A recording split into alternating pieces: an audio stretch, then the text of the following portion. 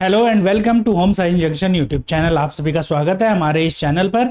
आज हम पढ़ेंगे बायोकेमिस्ट्री की 5th क्लास। इससे पहले हमने बायोकेमिस्ट्री के बारे में कुछ एक जो टॉपिक थे वो पढ़े थे, कुछ एक पॉइंटर्स को समझा था। आज उसी कड़ी को आगे बढ़ाते हुए नेक्स्ट पढ़ते हैं हम कुछ नए पॉइंटर्स आज पढ़ेंगे।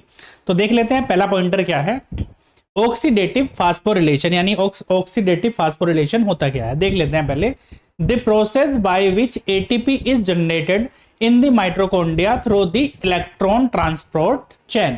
मतलब इस प्रोसेस में ऑक्सीडेटिव फास्फोरिलेशन में होता क्या है, एटीपी जनरेट होते हैं। एटीपी क्या है, एडिनोसिन ट्राइफॉस्फेट, पहले पढ़ा चुका हूं। क्या है, एनर्जी की एक यूनिट है बॉडी के लिए जो रिक्वायर्ड होती है, एटीपी। ठीक है, एटीपी और एडीपी होते हैं। एडिनोसिन ट्राइफॉस्फेट मेन इंपॉर्टेंट ये होती है। तो इसको जो जनरेट करने का प्रोसेस है वो ऑक्सीडेटिव फास्फोरिलेशन कहलाता है। एक प्रोसेस है, कहां होता है, माइटोकॉन्ड्रिया में होता है। आप माइटोकॉन्ड्रिया समझते होंगे क्या है। Through the electron transport chain, एक इलेक्ट्रॉन ट्रांसपोर्ट चैन के जो इलेक्ट्रॉन का ट्रांसपोर्ट है उस चैन के थ्रू माइटोकॉन्ड्रिया के अंदर जो एटीपी बनने की प्रोसेस है वो क्या है, ऑक्सीडेटिव फास्फोरिलेशन है। ठीक है, बात समझ पाए। सेकंड आ जाता है आपका रेवेस्ट्रोल। क्या होता है, रेवेस्ट्रोल आपका होता है एक natural compound found in certain plants specially in the skin of grapes, berries and peanuts. देखिए, रेवेस्ट्रोल क्या है, एक कंपाउंड है जो कहां पाया जाता है, मेनली स्किन में पाया जाता है। किसकी, जैसे अंगूर है, जामुन है, बेरीज है, इन सब की स्किन यानी कि जो ऊपर की जो लेयर होती है, जैसे अंगूर की ऊपर की लेयर होती है ना, उसमें क्या पाया जाता है बेटा, रेवेस्ट्रोल पाया जाता है। क्या है, एक नेचुरल कंपाउंड है। It is classified as polyphenol. ये क्या है, अगर इसको हम डिवाइड करते हैं, क्लासिफिकेशन करते हैं, तो किसके अंदर करते हैं, पॉलीफिनोल के अंदर करते हैं। And known for its antioxidant and anti inflammatory property. मतलब इसमें प्रॉपर्टीज कौन कौन सी होती हैं, एंटीऑक्सीडेंट प्रॉपर्टी होती है जो आपकी बॉडी को स्वस्थ रखने के लिए जरूरी होती है। और क्या होती है, एंटी इंफ्लेमेटरी, जिसमें सूजन वगैरह जो बॉडी में आ जाती है ना, उसको भी कम करता है क्या, रेवेस्ट्रोल। यानी कि जो इतने आपके जो स्किन हो गई किस किस की, जैसे जामुन की, बेरीज की या फिर अंगूर की, तो वो बॉडी के लिए अच्छी होती है। क्यों, क्योंकि उसमें रेवेस्ट्रोल पाया जाता है। क्यों अच्छी होती है, क्योंकि उसमें प्रॉपर्टी होती है एंटीऑक्सीडेंट और एंटी इंफ्लेमेटरी उसमें प्रॉपर्टी होती है। नेक्स्ट पर आ जाते हैं। नेक्स्ट आ जाता है बेटा आपका सैपोनिफिकेशन यानी कि साबुनीकरण। साबुनीकरण क्या है, एक प्रोसेस है। अगेन ये क्या है, सैपोनिफिकेशन एक प्रोसेस होती है। किस चीज की प्रोसेस है, बेसिकली कहा जाए तो साबुन बनाने की प्रोसेस है। Saponification is a chemical reaction that occurs when a fat और oil which is a triglyceride. Fat और ऑयल मेनली क्या होगा, जिनमें से ट्राइग्लिसराइड होते हैं, reacts with a strong base usually sodium hydroxide और पोटेशियम हाइड्रोक्साइड यानी NaOH या फिर KOH के साथ जब रिएक्ट करते हैं। कौन रिएक्ट करते हैं, जब फैट और ऑयल रिएक्ट करेंगे किससे, स्ट्रॉन्ग बेस से। जो क्षार होते हैं आपके, जो आपके क्षार होते हैं उनसे रिएक्ट करेंगे तो क्या बनाते हैं बेटा, तो क्या बनाते हैं, ये ग्लिसरॉल बनाते हैं। क्या बनाते हैं बेटा, ग्लिसरॉल ये बनाते हैं। एक सेकेंड पीछे आ जाते हैं। हाँ, टू प्रोड्यूस ग्लिसरॉल यानी कि क्या होता है बेटा, ग्लिसरीन एंड सोप। देखो प्रोसेस क्या होती है, सैपोनिफिकेशन की एक प्रोसेस होती है। इसमें क्या होता है कि स्ट्रॉन्ग बेस से क्रिया होती है। किस चीज की क्रिया होती है, फैट और ऑयल की, जो क्या है, ट्राइग्लिसराइड है। और क्या बनाते हैं, वो साबुन बनाते हैं और ग्लिसरीन या फिर ग्लिसरॉल जिसको आप बोलते हैं वो बनाते हैं। रिएक्शन होगी, जैसे आपने एक प्रोसेस पढ़ी होगी हाइड्रोजनेशन। ठीक है, उसमें क्या बनना था, नेचुरल ऑयल से, जो आपका ऑयल था उससे क्या बना रहे थे आप, सैचुरेटेड फैट बना रहे थे। अनसैचुरेटेड ऑयल से सैचुरेटेड फैट में कन्वर्ट कर रहे थे। ऐसे ही ये प्रोसेस क्या है, जो आपकी ये जो प्रोसेस होती है, इसमें क्या होता है, सैपोनिफिकेशन में आपका क्या बनता है, साबुन बनता है। बनता कैसे है, जब फैट और ऑयल जो कि बेसिकली ट्राइग्लिसराइड हैं उनकी स्ट्रॉन्ग बेस से क्रिया होती है। यानी कि NaOH स्ट्रॉन्ग बेस क्या है, NaOH KOH ये क्या है, आपके स्ट्रॉन्ग बेस है, क्षार है। तो इनसे क्रिया करके क्या बनाते हैं, ग्लिसरीन या फिर साबुन बना लेते हैं। Next, fat soluble toxin. Toxin body में बहुत तरह के टॉक्सिन्स होते हैं, उसमें वाटर सोल्यूबल भी होंगे और फैट सोल्यूबल भी होंगे। अब हम बात करने हैं फैट सोल्यूबल की। देखो बेटा, जो बॉडी में जो आपके टॉक्सिन्स होते हैं, जो भी वाटर सोल्यूबल टॉक्सिन्स होते हैं मोस्टली बॉडी में, उनको निकालना आसान होता है। क्यों? आप पानी ज्यादा पियोगे, टॉक्सिन्स आपके यूरिन के थ्रू या फिर आपके मल के थ्रू बाहर निकल जाते हैं, ठीक है, मोस्टली टॉक्सिन जो कि वाटर सोल्यूबल होते हैं। लेकिन फैट सोल्यूबल पानी पीने से तो बाहर निकलेंगे नहीं, क्योंकि वो पानी में घुलेंगे नहीं। क्यों? क्योंकि वो तो फैट में घुलते हैं। और ऐसा तो है नहीं कि आप तेल पी जाओगे, ऐसा होता नहीं है। तो अब देख लेते हैं क्या होते हैं fat soluble toxins. Harmful substances like dioxins that accumulate in fatty tissues and are difficult to eliminate from the body। यानी कि जो आपके फैटी टिश्यूज होते हैं बॉडी के, चाहे यहां पर हो या फिर ब्लड में हो, ये कि जो फैट सोल्यूबल टॉक्सिन है उनमें जाके घुल जाते हैं, क्योंकि फैट में घुलेंगे और उनमें मिक्स हो जाते हैं। और ये बॉडी से निकलना कंपेरेटिवली मुश्किल होता है इन कंपैरिजन टू जो आपके वाटर सोल्यूबल टॉक्सिन होते हैं। दोनों चीज समझ में आई? साबुनीकरण यानी कि जो आपके ट्राइग्लिसराइड होंगे वो स्ट्रॉन्ग बेस से क्रिया करके ग्लिसरीन और साबुन बनाएंगे, ये आपकी साबुनीकरण की या फिर सैपोनिफिकेशन की क्रिया होगी। फैट सोल्यूबल टॉक्सिन जो कि फैट में आसानी से घुलते हैं। Next, haem. हीम क्या है बेटा? आयरन कंटेनिंग कंपाउंड है, किसमें? हीमोग्लोबिन में एंड मायोग्लोबिन में, that binds oxygen for transport. मतलब हीम, देखो आपने हीमोग्लोबिन शब्द सुना होगा, ब्लड में पाया जाता है हीमोग्लोबिन। इसमें हीम नाम का एक क्या होता है? कंपाउंड होता है। क्या है ये? आयरन कंटेनिंग, यानी Fe फेरस की इसमें मात्रा पाई जाती है, आयरन पाया जाता है। आयरन की उपस्थिति के कारण ही जो ब्लड में ट्रांसपोर्टेशन होता है किस चीज का बेटा? ऑक्सीजन का, वो आयरन की प्रेजेंट के कारण होता है।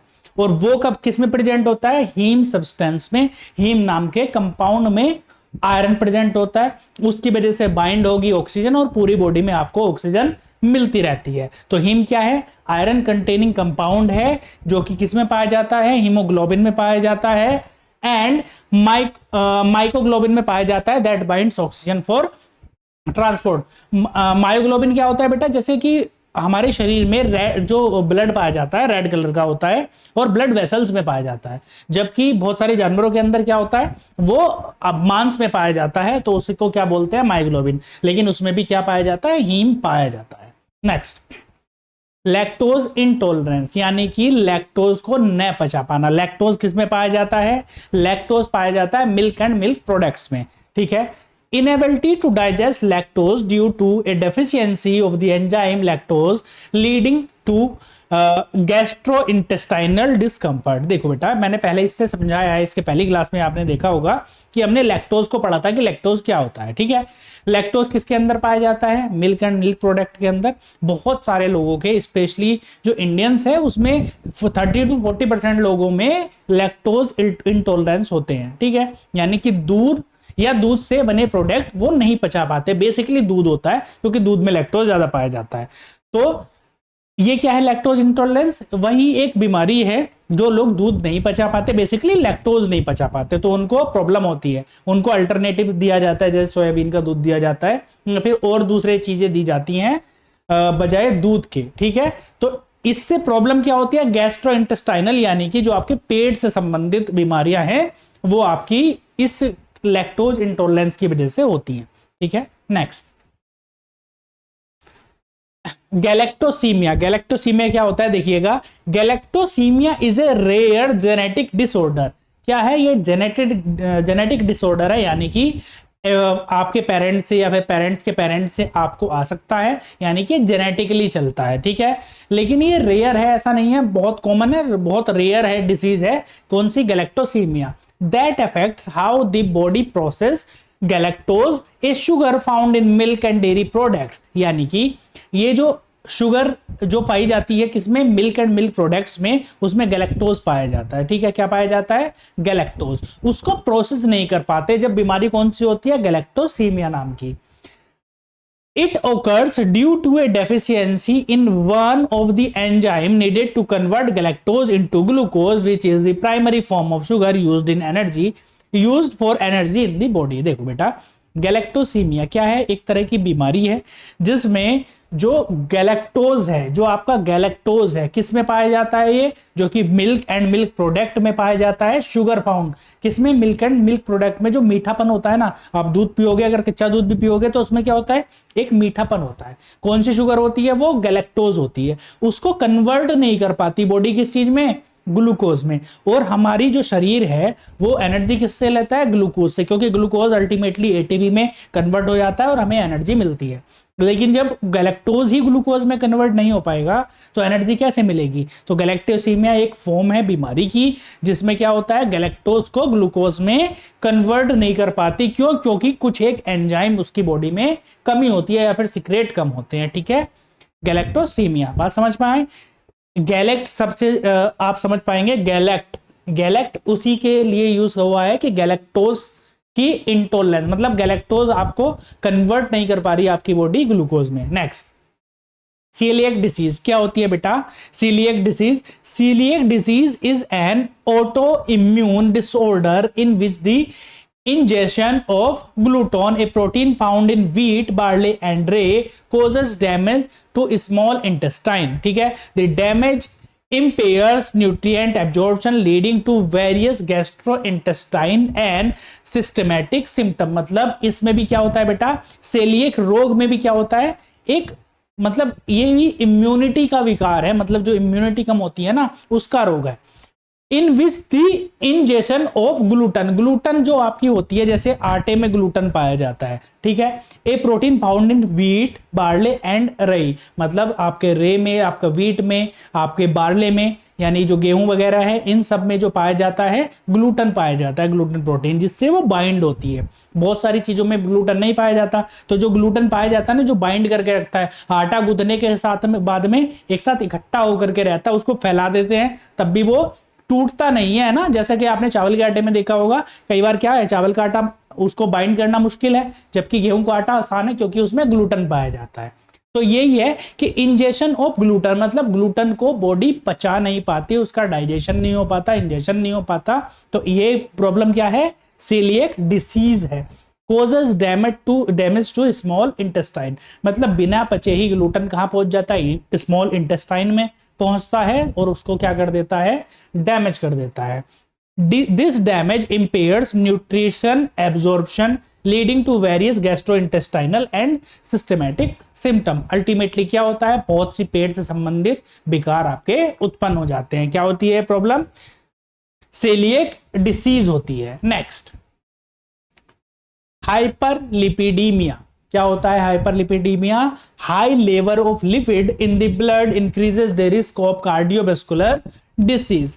आपके जो ब्लड है, ब्लड में जब लिपिड यानी जो फैट है उनकी मात्रा एक नॉर्मल मात्रा से ज्यादा हो जाएगी, एक सर्टेन अमाउंट आपकी बॉडी को चाहिए होता है, ब्लड में आपके चाहिए होता है कि इतना फैट का अमाउंट होना चाहिए। ठीक है, उससे कम में भी प्रॉब्लम होती है, उससे ज्यादा में भी। लेकिन जब ज्यादा हो जाती है तो आपने देखा होगा हार्ट से रिलेटेड जो डिसीज है वो उन्हीं में ज्यादा होती हैं जिनको हाइपरलिपिडीमिया होता है। बेसिकली उनका जो लिपिड है, लिपिड प्रोफाइल जो आपका टेस्ट होता है ना, वो हाइपरलिपिडीमिया का ही टेस्ट होता है। जिसमें हाई हो जाता है उसमें रिस्क बढ़ जाता है किसका, हार्ट डिसीज का, कार्डियोवास्कुलर डिसीज का। एचडीएल, एलडीएल, वीएलडीएल आपने नाम सुने थे। ठीक है, तो उसमें एचडीएल जो है वो आपका गुड फैट होता है एक तरह से। ठीक है, तो वो बॉडी को रिक्वायर्ड है, वो बॉडी में चाहिए। लेकिन एलडीएल और आपका वीएलडीएल जब बढ़ता है बॉडी में तो लिपिड भी बढ़ता है, लिपिड आपका लिपिड प्रोफाइल हाई हो जाता है, तो उसकी वजह से प्रॉब्लम क्या हो जाती है, हाइपरलिपिडीमिया।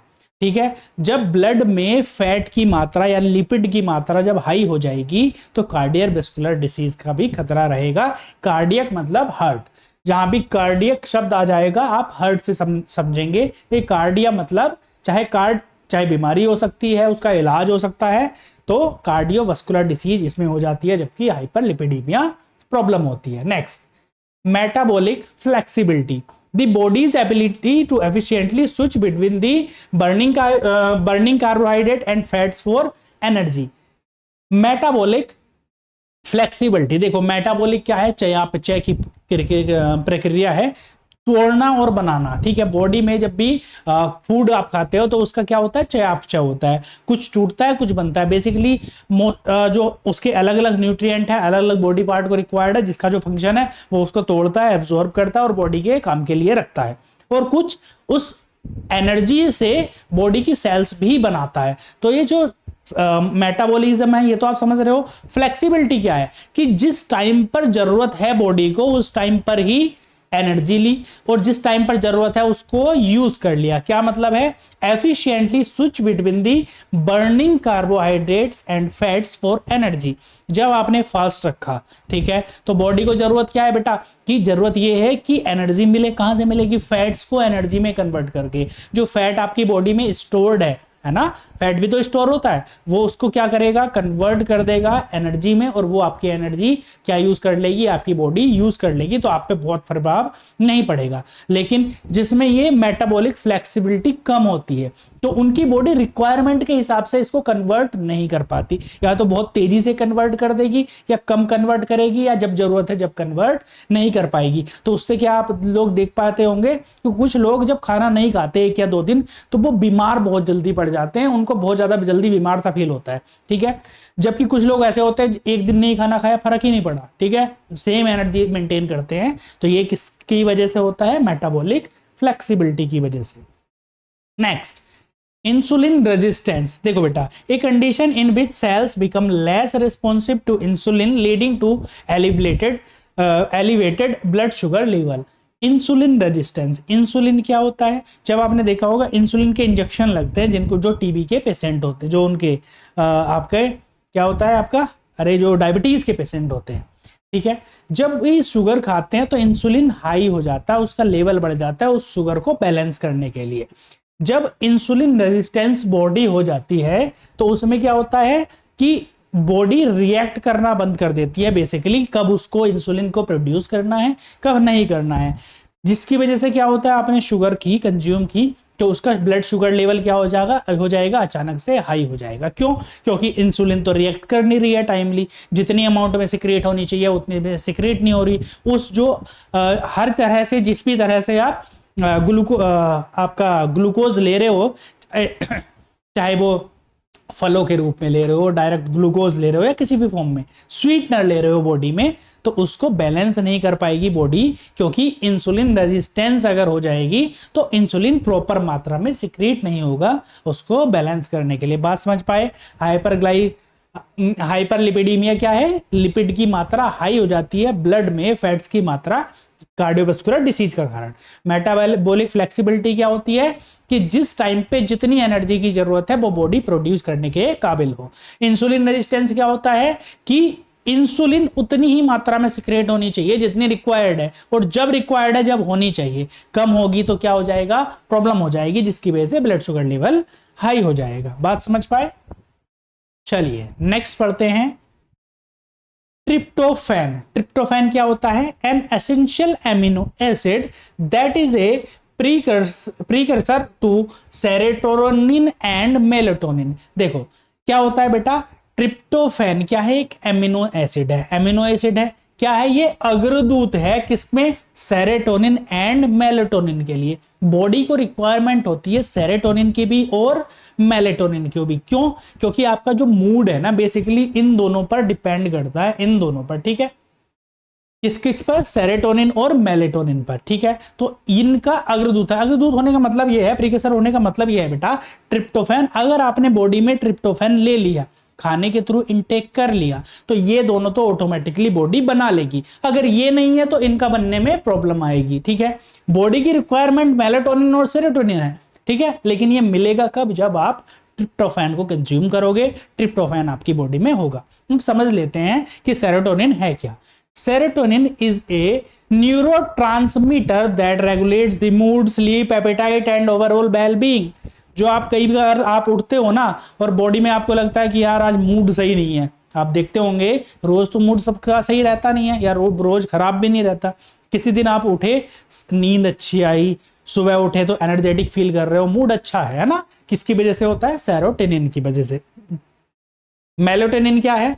एक hormone that regulates sleep wake cycle and a produce primarily by pineal gland in response to darkness. देखो बेटा, अंधेरे में क्या होता है? ये ये डार्कनेस यानी कि अंधेरे में प्रोड्यूस होता है अगर ट्रिप्टोफैन बॉडी में होगा। क्या करता है ये? स्लीप साइकिल को रेगुलेट करता है। तो आपने देखा होगा एक आदत बन जाती है, कोई अगर शाम को 5 बजे सोना शुरू करता है तो उसकी आदत बन जाती है 5 बजे सोने की। जो लोग शिफ्ट में ड्यूटी करते हैं, शिफ्ट में काम करते हैं, शिफ्ट में पढ़ाई करते हैं, तो उनका एक शेड्यूल डिसाइड हो जाता है कि जो दिन में कई बार लोग देखोगे आपने सोते हैं और रात में काम करते हैं, तो उनका भी एक स्लीप साइकिल है। कुछ लोगों का डिस्टर्ब ही रहता है, कुछ का बन ही नहीं पाता। क्यों?